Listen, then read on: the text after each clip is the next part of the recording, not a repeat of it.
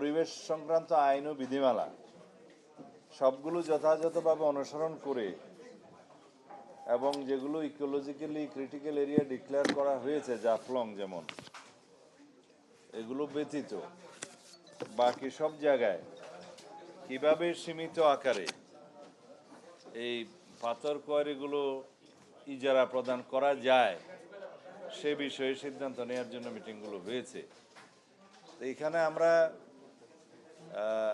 সবার মতামত অনুসারে সিদ্ধান্ত নিলাম আগে একটা সার্ভে রিপোর্ট আমাদের দরকার, স্থানীয় পর্যায়ে, ফিল্ড পর্যায়ে, মাঠ পর্যায়ে। এখানে বিভাগীয় কমিশনার সিলেট এর কে আহ্বায়ক করা হয়েছে, আর দুই জেলার সিলেট এবং সুনামগঞ্জ জেলার জেলা প্রশাসক এবং উভয় জেলার খনিজ সম্পদ মন্ত্রণালয়ের উভয় জেলা পরিবেশের যে প্রতিনিধি, পানি সম্পদ মন্ত্রণালয়ের প্রতিনিধি, আর কাকে দিলাম,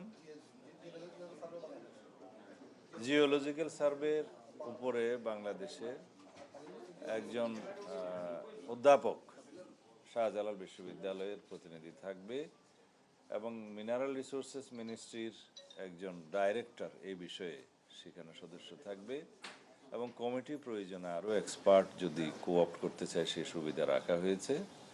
তারা বসে ফিজিক্যালি স্পটগুলো দেখে যে নদীগুলো সিলট্রেট হয়ে যাচ্ছে ইন্ডিয়া বাংলাদেশ বর্ডারে, যেখানে ওয়াটার ব্যারিকেড হয়ে যাচ্ছে, পাথর এবং বালি জমা হয়ে, সেগুলো পরীক্ষা করবে।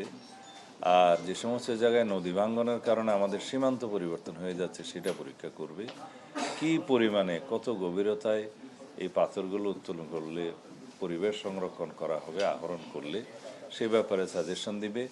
এবং কোন কোন জায়গায় আমাদের পর্যটন স্পট আছে আর কি, সেই সমস্ত জায়গায়, যেমন সাদা পাথরের একটি স্পট আছে, বিছানাকান্দি আছে, ভোলাগঞ্জ আছে, বিভিন্ন জায়গায় আমরা যাতে পর্যটক আকর্ষণ করতে পারি সেটাও তারা এখানে সাজেশন করবে। সেই সমস্ত জায়গায় যাতে আমরা অন্তত একটা শাসনের মধ্যে রাখতে পারি। আইন শৃঙ্খলা বাহিনীর ভূমিকা আছে এখানে, 2 এসপিকেও সেখানে মেম্বার হিসেবে রাখা হয়েছে, যাতে দুর্বৃত্তায়ন না হয় এবং পাথর লুট না হয় সেগুলো তারা সাজেস্ট করবে। এই সমস্ত বিষয় বিবেচনা রেখে আমরা একটা এই পাথর সংক্রান্ত, পাথর আহরণ এবং পরিবেশ সংরক্ষণ এবং আইন শৃঙ্খলা নিয়ন্ত্রণ এই বিষয়ে আমরা কিছু নীতিগত সিদ্ধান্ত নেওয়ার বিষয়ে বসছিলাম। আশা করি আমরা সমস্ত রিপোর্টগুলো পাবো এই লাস্ট অফ দিস মান্থ, তারপরে জুনের ফার্স্ট উইকে আমরা আবার বসবো। এখানে সবচাইতে গুরুত্বপূর্ণ বিষয় হচ্ছে বিভিন্ন পাথর কোয়ারি সম্পর্কে আমাদের হাইকোর্ট ডিভিশনের 2-1টি অর্ডার আছে, জাজমেন্ট আছে, একটা সুপ্রিম কোর্টেও পেন্ডিং আছে, আর অন্যান্য পর্যায়েও যদি কোনো মামলা থাকে সেই বিষয়ে 2 জেলা প্রশাসক সমস্ত মামলাগুলোর বিষয়ে অ্যাটর্নি জেনারেল অফিস থেকে তারা তথ্য সংগ্রহ করবে, আইন মন্ত্রণালয়ের সাথে যোগাযোগ করে এই মামলাগুলো নিষ্পত্তির জন্য ব্যবস্থা নেবে এবং তার অগ্রগতিকে হলে আমাদেরকে পরবর্তী মিটিংয়ে জানাবে।